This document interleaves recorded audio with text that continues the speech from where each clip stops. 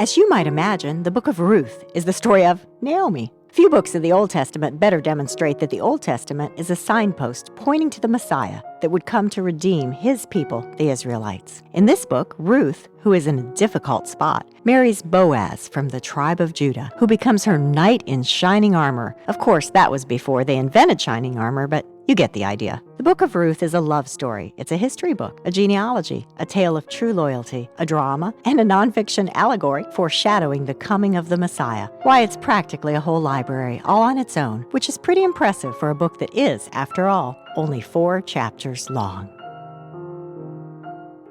Thanks to a famine in their land, Naomi and her husband Elimelech and their 2 sons leave their home in Bethlehem and move to Moab to find some water, grow some crops, eat some food. Sounds reasonable. Once there, Elimelech dies, leaving Naomi a widow with 2 sons who marry Orpah and Ruth. 10 years later, both sons die. According to Jewish tradition, a woman who is widowed with no son loses the family property unless a close relative known as a kinsman redeemer marries her and keeps the property in the family. Naomi returns to Bethlehem, and Ruth, who could have stayed in Moab and remarried, refuses to leave Naomi's side. Once back in Bethlehem, Ruth begins to collect welfare the Jewish way by working in the grain fields. She just happens to start working in the field of Boaz, who just happens to notice her, who just happens to be a close relative of Naomi. Boaz tells his workers to let Ruth take more than the normal amount of grain, which she does. Returning to Naomi with so much grain, Ruth tells Naomi how nice Boaz was, and realizing that Boaz just happens to be a kinsman redeemer, Naomi hatches a plan. Ruth throws herself at his feet, literally, as per tradition. Boaz ties up a few loose ends, marries Ruth, who just happens to come with a built-in mother-in-law, and redeems the family property. As it turns out, Ruth and Boaz just happen to be the great-grandparents of King David, and it just happens to be from the line of David that the Messiah will come. Could all of that really be coincidence? Sounds like a plan to me.